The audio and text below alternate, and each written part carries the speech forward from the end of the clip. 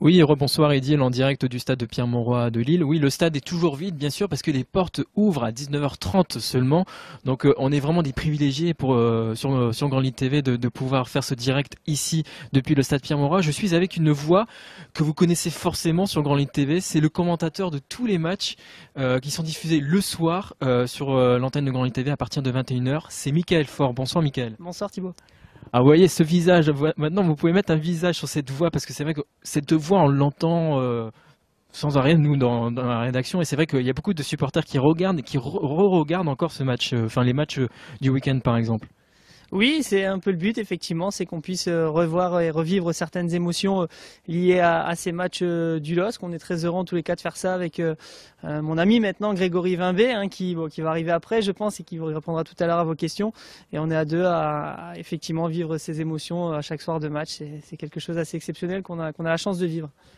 Il n'y a pas beaucoup d'émotions cette année, Mickaël. Est-ce qu'il y a vraiment un but qui vous a sorti, voilà, vous avez vraiment explosé de joie lors d'un but cette saison?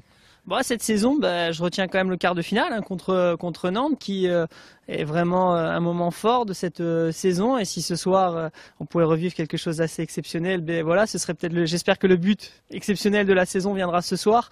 Il y en a eu deux la saison dernière, des grands moments. C'était les matchs face à Monaco et face à Marseille. Le but de Roux à la dernière minute contre Marseille et celui de Roux. C'était déjà Roux qui avait marqué le deuxième but face à Monaco. Voilà, des grands moments qu'on espère revivre toujours et pourquoi pas dès ce soir. C'est vraiment le but ce soir, l'objectif.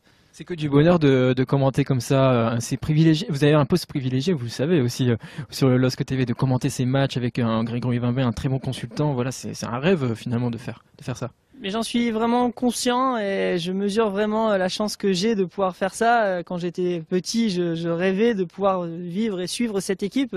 Ça m'intéresserait même pas d'aller voir ailleurs sur d'autres chaînes ou quoi que ce soit. Moi, c'est vraiment le LOSC qui me passionne.